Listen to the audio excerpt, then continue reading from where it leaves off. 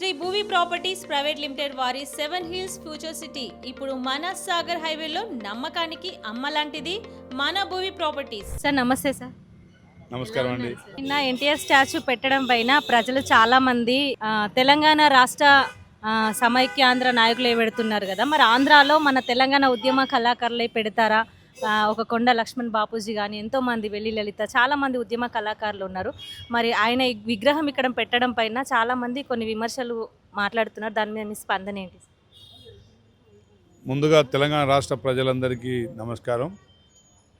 ముఖ్యమంత్రి గారు రేవంత్ రెడ్డి గారు గత జూబ్లీహిల్స్ ఎన్నికల్లో ఆ ప్రాంత ప్రజలకు వారి మనోభావాల్ని గౌరవించే విధంగా వారందరి అభిమాన నాయకుడు మరి సీనియర్, అదేవిధంగా మాజీ ముఖ్యమంత్రి వర్యులు మరి వారికి ఒక గౌరవం ఇవ్వాలనే దృక్పథంతో వారు ఇచ్చిన మాట నిలబెట్టుకునే ప్రయత్నం ముఖ్యమంత్రి గారు చేశారు.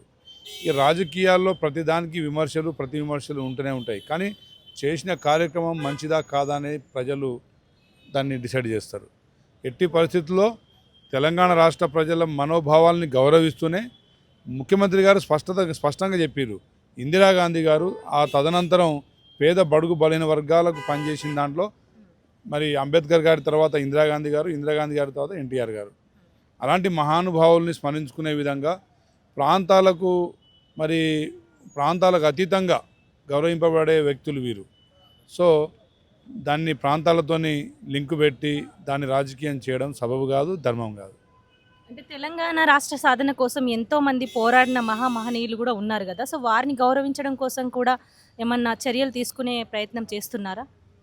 తప్పకుండా. ఇప్పుడు సర్దార్ సర్వాయి పాపన్న గారి విగ్రహం ట్యాంక్ బండ్ మీద కావాలని మా గౌడ సోదరులు అడిగారు. దానికి కూడా ముఖ్యమంత్రి గారు సానుకూలంగా స్పందించారు. గిరిజన ప్రజానిక మరి ముఖ్యంగా లంబాడ బంజారా కమ్యూనిటీ మరి సేవాలాల్ గారిని ఆరాధిస్తుంటారు.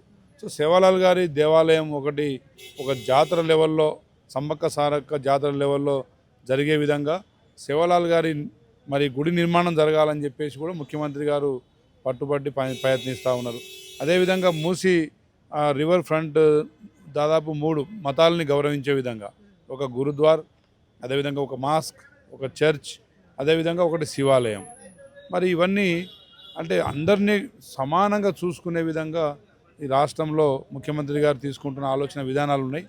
తప్పకుండా వాటిని మనం ఆస్వాదించాలి, గౌరవించాలి తప్ప ప్రతి దాంట్లో మనం రాజకీయాలు వెతికితే మనం ముందుకు పోలేమని చెప్పేసి నేను తెలియజేస్తాను.